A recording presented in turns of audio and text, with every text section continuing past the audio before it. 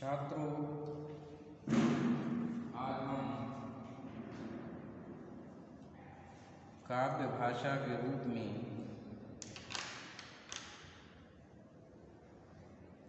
ब्रज भाषा की चर्चा करेंगे।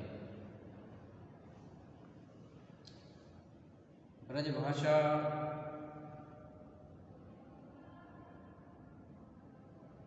के नाम से ही स्पष्ट होता है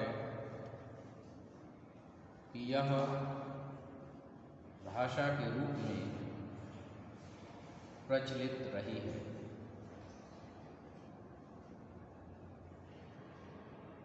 ब्रज भाषा का विकास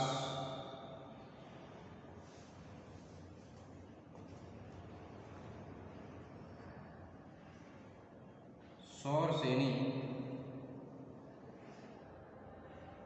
अपभ्रंश से हुआ है। सौरसेनी अपभ्रंश में और विशेषकर पश्चिमी हिंदी की बोलियों में ब्रज भाषा का महत्वपूर्ण स्थान रहा है। यह ब्रजमंडल की प्रमुख बोली तो रही ही है और साहित्य में भी अपनी अहम भूमिका निभाई है। तो आज हम ब्रज भाषा को काव्य भाषा के रूप में देखेंगे। इसके लिए हमें ब्रज भाषा के विकास और साहित्यिक योगदान के विषय में जानना होगा। इसके लिए सहज बनाने के लिए हम इसे आदिकालीन ब्रज भाषा, भक्तिकालीन ब्रज भाषा, रीतिकालीन ब्रज भाषा तथा आधुनिक कालीन ब्रज भाषा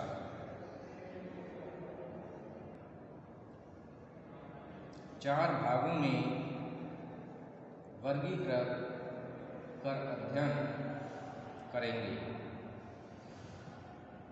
आदिकालीन समय में ब्रज भाषा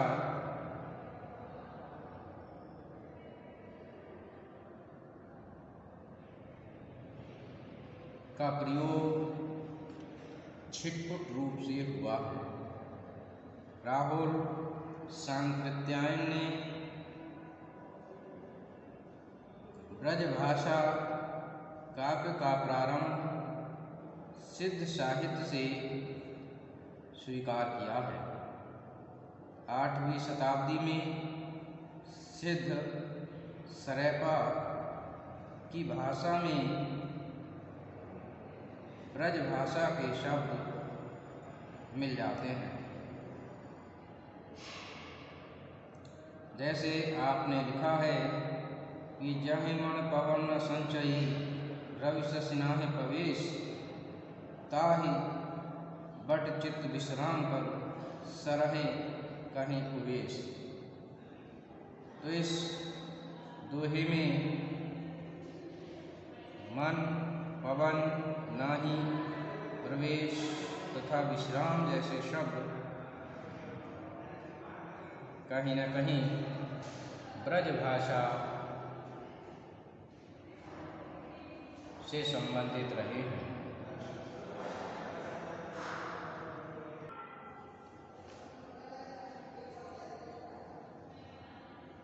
इस काल की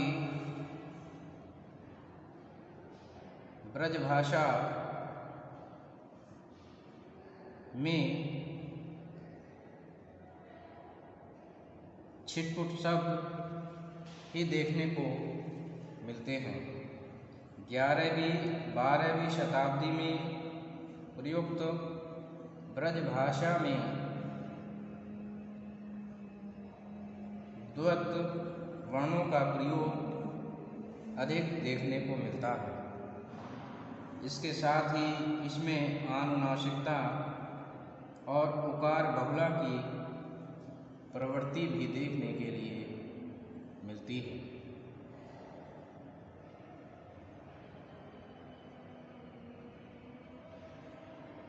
हेमचंद सूर्य द्वारा रचित अपभ्रंश व्याकरण में अपभ्रंश भी ब्रज भाषा के अत्यधिक निकट दिखाई देती है। इस प्रकार से इस काल में ब्रज भाषा का प्रभाव शुरू हो चुका था। इसके बाद अब हम भक्तिकालीन ब्रज भाषा को देखते हैं। काव्य भाषा के रूप में ब्रज भाषा का विशुद्ध प्रयोग 16वीं शताब्दी के प्रारंभ से ही मिलता है।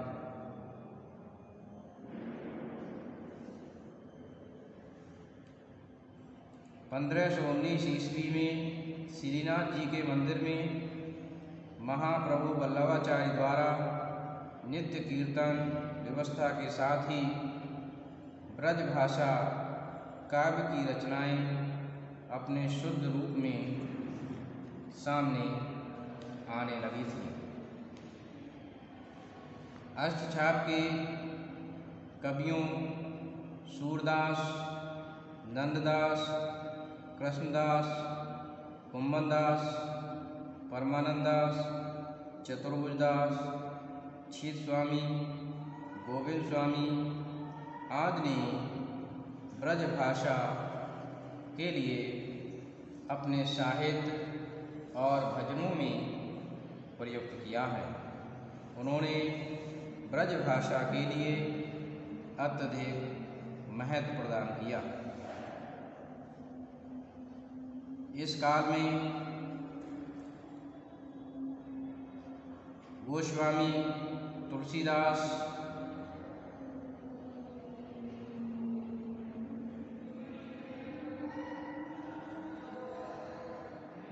सूरदास, नरोत्तम स्वामी तथा नावादास जैसे कवियों ने इस भाषा के लिए साहित्य में प्रयोग का महत्वपूर्ण स्थान प्रदान किया। इस समय केशवदास जी ने भी रामचंद्र का, रसिक प्रिया, कवि प्रिया जैसे ग्रंथों में इसका प्रयोग कर इसको महत्व प्रदान किया। इसके बाद अब हम रीतिकालीन ब्रज भाषा की बात करते हैं। रीतकाल में निम्बार्क संप्रदाय, हरिव्यासी, हरिदासी आदि कृष्ण भक्त कवियों ने इस भाषा को पुष्पित और पल्लवित किया। हरिव्यास, रसिक गोविंद, किशोरीदास, परशुराम आदि ने इस भाषा में साहित्य सृजन किया। रसखान जैसे मुसलमान कवियों ने भी ब्रज भाषा में ही काव्य सृजन किया। रीतिकाल के रीतिबद्ध कवि, रीति सिद्ध कवि तथा रीति मुक्त कवि सभी कवियों ने ब्रज भाषा में काव्य सृजन किया। इस काल में ब्रज भाषा को चरम उत्कर्ष प्रदान हुआ है। यह वह काल था जब ब्रज भाषा अपने चरम उत्कर्ष को प्राप्त करती है।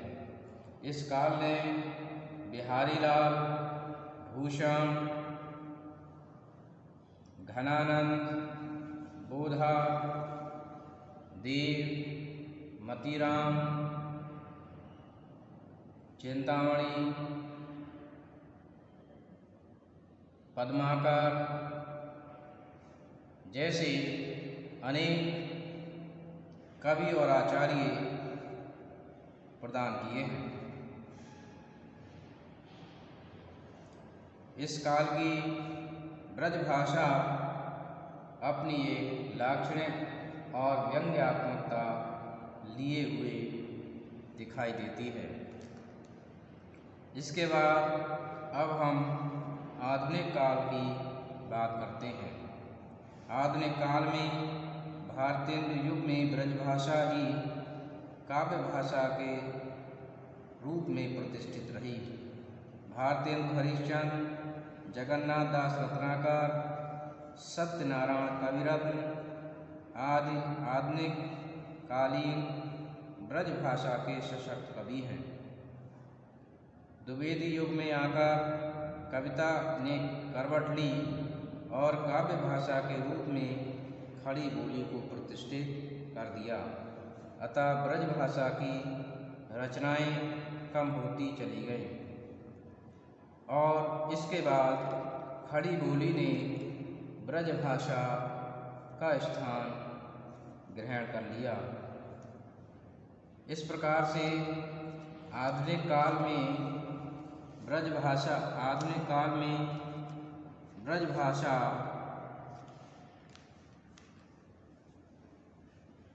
का अवसान